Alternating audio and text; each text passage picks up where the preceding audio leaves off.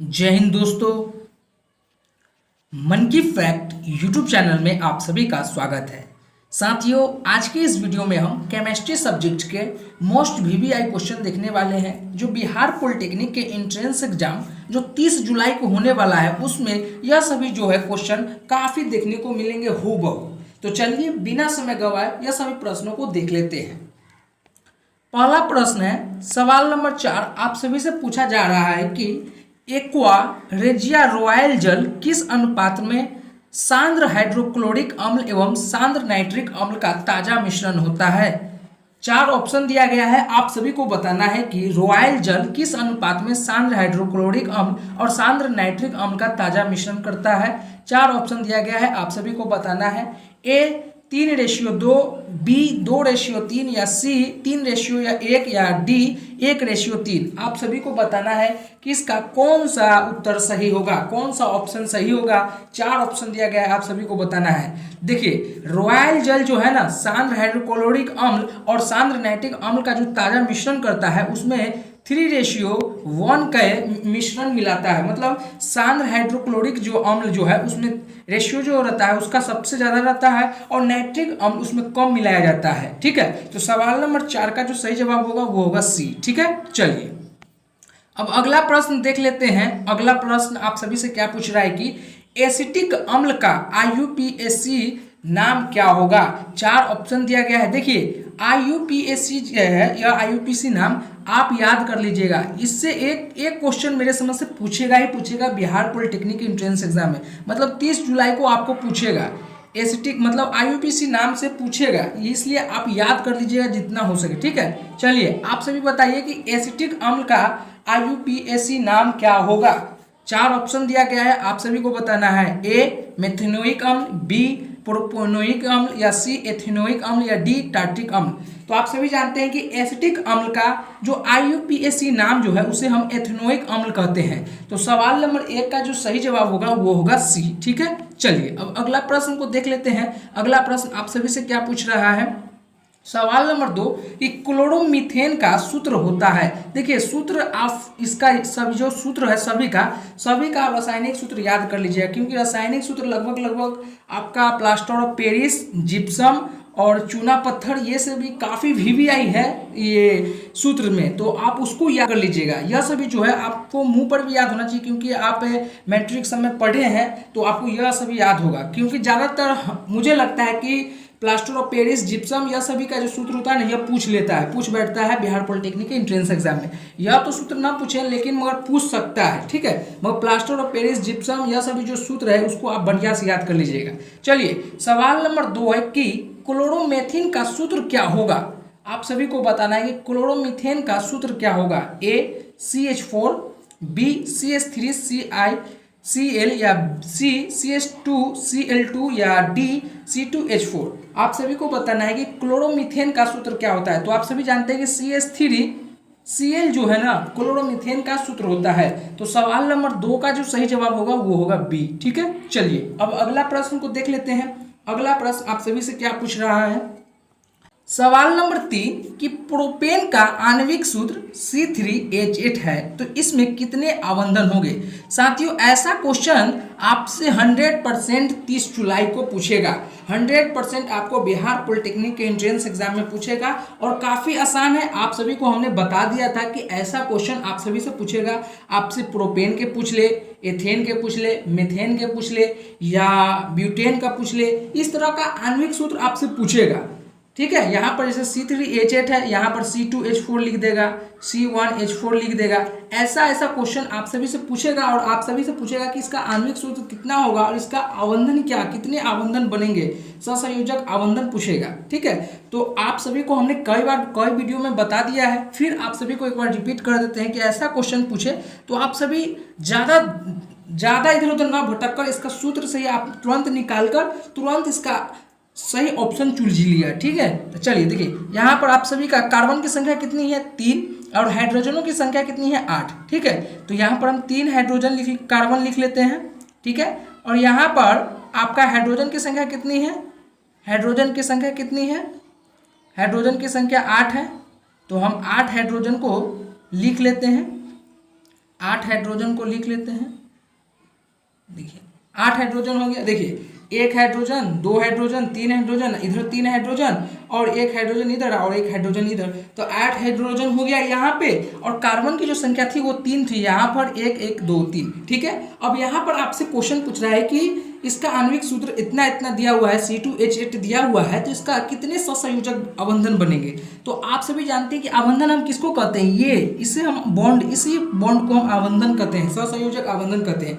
तो इस बॉन्ड की संख्या कितनी है, इस बॉन्ड की संख्या पूछ रहा है, तो इस बॉन्ड की संख्या गिन लेते हैं। तो देखिए एक अबंधन यहाँ पर है, देखिए एक अबंधन यहाँ पर हुआ, एक अबंधन यहाँ पर, एक अबंधन यहाँ पर, एक अबंधन यहाँ पर, एक अबंधन यहाँ पर, एक अबंधन यहाँ पर और एक अबंधन यहाँ पर और एक अबंधन यहाँ पर। ओवरऑल बात किया जाए तो यहाँ पर जो अबंधनों की संख्या है 3 6 2 8 8 2 10, आपको जो अबंधनों की जो संख्या है वो 10 है। ठीक है, अबंधनों की जो संख्या है आपका ये है 10। तो यहाँ पर आप सभी से पूछा जा रहा है कि प्रोपेन का आणविक सूत्र C3H8 है, तो इसमें कितने सहसंयोजक अबंधन बनेंगे। तो इसमें सहसंयोजक जो अबंधन बनेंगे वो 10 सहसंयोजक अबंधन बनेंगे। ठीक है, तो सवाल नंबर 3 का जो सही जवाब होगा वो होगा डी। ऐसा क्वेश्चन आप सभी से पूछेगा, ये पूछ ले, प्रोपेन पूछ ले, एथेन पूछ ले, मीथेन पूछ ले, कुछ भी पूछ ले, वह सूत्र आप सभी को पता होना चाहिए। हाँ, प्रोपेन का ऐसे भी पूछ लेता है कि C3H8 किसका सूत्र है, ऐसे भी पूछ सकता है। ठीक है, C1H4 किसका सूत्र है, C2H4 किसका सूत्र है, तो सूत्र भी आपको याद रखना है। और ये जो आणविक सूत्र है प्रोपेन, इथेन, मीथेन, जो यह सब है, एथेन, मीथेन, यह सभी को आप अच्छे से, ब्यूटेन, यह सभी जो है इसको आप अच्छे से याद कर लीजिए, क्योंकि इससे क्वेश्चन आपको कह रहे हैं 100% पूछेगा। ठीक है, चलिए अगला क्वेश्चन पूछ रहा है सवाल नंबर 5 कि इथाइल एल्कोहल किस प्रकार के श्वसन में बनता है। आप सभी से पूछा जा रहा है कि इथाइल एल्कोहल जो है किस प्रकार के श्वसन में बनता है, ए वायवीय या बी अवायवीय या सी दोनों में या डी इनमें से कोई नहीं। आप सभी को बताना है कि इथाइल जो एल्कोहल है इसको हम किस प्रकार के श्वसन में बनाते हैं। तो आप सभी जानते हैं कि इथाइल एल्कोहल को अवायवीय श्वसन में हम बनाते हैं। तो सवाल नंबर 5 का जो सही जवाब होगा वो होगा बी। ठीक है, चलिए अब अगला क्वेश्चन को देख लेते हैं। अगला क्वेश्चन आप सभी से क्या पूछ रहा है, सवाल नंबर 6 कि सरलतम हाइड्रोकार्बन होते हैं कौन से। इसमें 4 ऑप्शन दिया गया है, इसमें से कौन सा हाइड्रोकार्बन बहुत ही सरलतम है, आप सभी को बताना है। देखिए यहाँ पर ऐसे क्वेश्चन पूछता है ना, ऐसे क्वेश्चन बार बार रिपीट किया जाता है। सरलतम हाइड्रोकार्बन ये प्रीवियस ईयर में पूछा गया है यह क्वेश्चन। ठीक है, तो आप सभी से पूछा जा रहा है कि सरलतम हाइड्रोकार्बन किसको कहते हैं, मीथेन को, इथेन को या प्रोपेन को या डी ब्यूटेन को। यह सभी का ना आप सूत्र याद रख लीजिएगा, यह सभी का सूत्र अगर याद नहीं होगा तो फिर आपका विकेट गिर जाएगा। ठीक है, तो आप सभी को बताना है कि सरलतम हाइड्रोकार्बन का सूत्र क्या होता है। तो आप सभी जानते हैं कि सरलतम हाइड्रोकार्बन जो होता है वो होता है CH4। CH4 जो है ये सरलतम हाइड्रोकार्बन है। आई किसका सूत्र है, तो आप सभी जानते हैं कि मीथेन का सूत्र जो होता है वो होता है CH4 और इथेन का जो सूत्र है C2H4 और प्रोपेन का जो सूत्र होता है वो होता है C3H8। आप सभी जानते हैं और आप अच्छे से याद भी कर लीजिएगा। ठीक है, चलिए अगला क्वेश्चन को देख लेते हैं। अगला क्वेश्चन आप सभी से क्या पूछ रहा है, सवाल नंबर 7 कि इथिलीन में कार्बन कार्बन के बीच 2 आबंधन मौजूद हैं जिनमें ए सिग्मा और एक पाई आबंधन बनेंगे, या बी दोनों सिग्मा आबंधन बनेंगे, या सी दोनों पाई आबंधन बनेंगे, या डी दोनों इलेक्ट्रॉन आबंधन बनेंगे। साथियों आप सभी से पूछा जा रहा है कि सवाल नंबर 7 में कि इथिलीन में कार्बन कार्बन के बीच जो 2 बॉन्ड बनेंगे वो कैसा बॉन्ड बनेगा, सिग्मा और पाई का बनेगा, या सीधा सिग्मा का बनेगा, या सीधा पाई का बनेगा, या इलेक्ट्रॉन वोल्ट का बनेगा, आप सभी को बताना है। तो देखिए एथिलीन में जो कार्बन कार्बन के बीच में जो बॉन्ड बनेगा उसमें एक सिग्मा और एक पाई का बॉन्ड बनेगा। तो सवाल नंबर 7 का जो सही जवाब होगा वो होगा ए। ठीक है, चलिए अब अगला प्रश्न को देख लेते हैं। अगला प्रश्न आप सभी से क्या पूछ रहा है, सवाल नंबर 8 कि इथेन में कितने सहसंयोजक आबंधन होते हैं। देखिए आप सभी को हमने पिछले दो तीन सवाल से पहले आप सभी को हमने बोला था कि इथेन, मीथेन, प्रोपेन, ब्यूटेन यह सभी का सूत्र आप याद कर लीजिएगा, क्योंकि इससे सहसंयोजक आबंधन बंधन पूछा जाता है। ठीक है, तो यहाँ पर देख लीजिए डायरेक्ट आप सभी से यहाँ पर देख लीजिए, आप सभी से डायरेक्ट पूछ लिया है कि इथेन में कितने सहसंयोजक आबंधन बनते हैं। तो आप सभी को पहले पता होगा सूत्र, तभी ना आप बता पाइएगा कि इथेन का कितने सहसंयोजक बनते थे। इथेन का आप सभी जानते हैं सूत्र क्या होता है, C2 और H6, C2H6 होता है। तब अगर हम इसका सूत्र हमें पहले से पता हो, C2H6 अगर हमको पता हो, तो कार्बन की संख्या कितनी है 2 और हाइड्रोजन की संख्या कितनी है, तो वो है 6। तो हम ऐसे लिख सकते हैं 1 hydrogen, 2 hydrogen, 3 hydrogen, 4 hydrogen, 5 hydrogen और 6 हाइड्रोजन। यहाँ आपका बन गया क्या, इथेन। इथेन का आणविक सूत्र ये बन गया। अब यहाँ पर पूछा जाए सहसंयोजक आबंधन कितने होते हैं, तो आप सभी सहसंयोजक आबंधन जानते हैं किसको कहते हैं, इस बॉन्ड को हम कहते हैं। तो इस बॉन्डों की संख्या कितनी है, 3, 4, 5, 6, 7। तो यहाँ पर इथेन में जो सहसंयोजक आबंधन बनेंगे वो कितने आबंधन बनेंगे, वो 7 आबंधन बनेंगे। तो सवाल नंबर 8 का जो सही जवाब होगा वो होगा डी। ठीक है, आप इथेन, मीथेन, ब्यूटेन, प्रोपेन, यह जो है इसका आणविक सूत्र और इसका फॉर्मूला आप अच्छे से याद कर लीजिए। जब तक आप इसका सूत्र याद नहीं कीजिएगा ना, इससे आपको बिलीव नहीं होगा, इससे हर साल प्रश्न पूछे जाते हैं, इसलिए आप अच्छे से पढ़ लीजिएगा। ठीक है, चलिए अगला प्रश्न देख लेते हैं। अगला प्रश्न आप सभी से क्या पूछ रहा है, सवाल नंबर 9 कि मीथेन में कितने सहसंयोजक आबंधन बनते हैं। देखिए आप सभी को हमने लगातार बोला है, फिर अभी बोल रहे हैं कि इथेन मीथेन का आप याद कर ही लीजिएगा। ठीक है, तो मीथेन का सूत्र आप सभी जानते हैं, अभी आप सभी को हम लगातार बोल दिए, इसी से आप सभी को याद हो गया होगा। ठीक है, मीथेन का जो सूत्र होता है आप सभी जानते हैं कि CH4 होता है, CH4 होता है।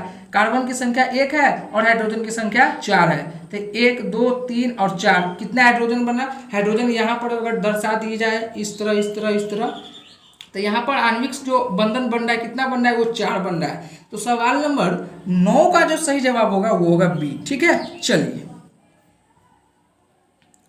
अगला क्वेश्चन, सवाल नंबर 10,